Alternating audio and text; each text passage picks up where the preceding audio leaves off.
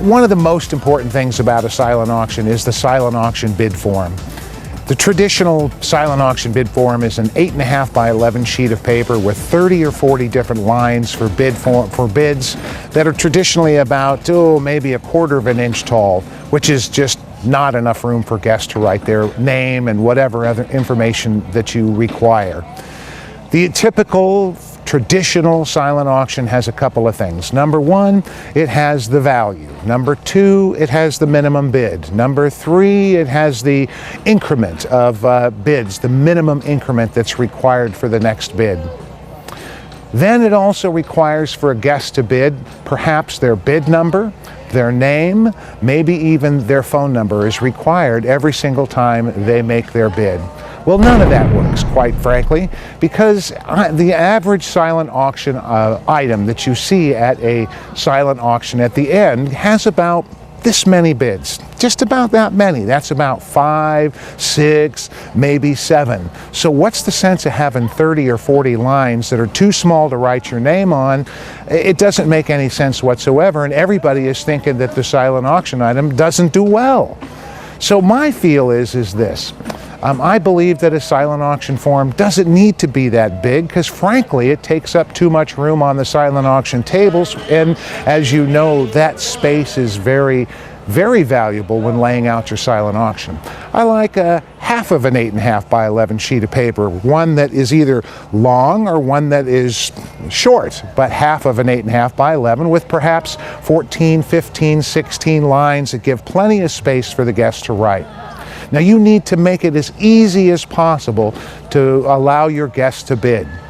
So my bid form would perhaps have the value, but I'm not a fan of that because the value is a stop sign. The silent auction, generally speaking, is women's territory. Yes, women's territory. Most of the people who are bidding on the silent auction are women. Yes, there are men who are doing that, but they are mostly women. And what they are looking for is bargains. They are bargain hunting. And when you stick the value of that item right on that bid sheet, it's a stop sign. They're not going to go past that amount. We want our guests to bid on what they think it's worth, not what we believe it's worth. So my feeling is leave that value off. Yes, you need to have a minimum bid, but it doesn't need to be stated. It just needs to be on the form itself. I believe that your guests to place a bid, that all they have to do is put their bid number on the paper. Don't ask them for their name. Don't ask them for their phone number. Don't ask them for their table number because they have to repeat that each and every time. So by just asking them for their bid number in terms of the information, it makes them very simple to do. But what about the other column, the right column, the values themselves?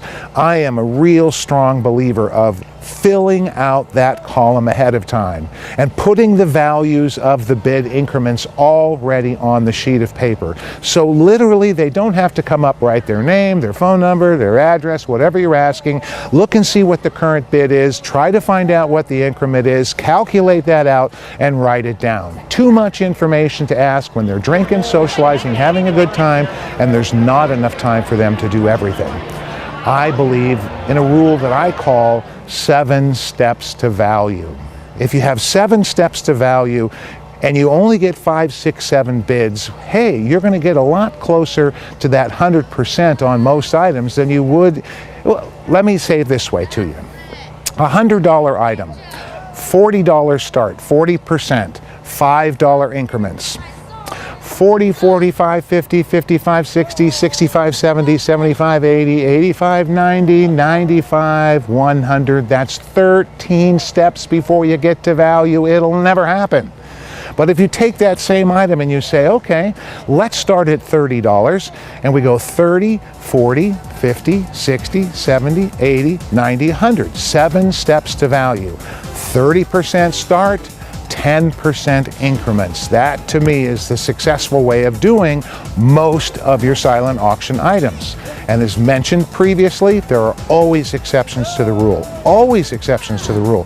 Whether it be a 3-month membership to a gym, whether it be a photography session, jewelry is a good example, art is a good example. Those things need to be handled each individual decision in terms of where you start and what the increment is. Fireplace in the backyard, maybe. You plan on putting some rock down and you need some materials. RCP block, item number C4 on our silent auction. Right now could be yours for, let's see, about 120 bucks. That's about it. And that's $300 gift certificate.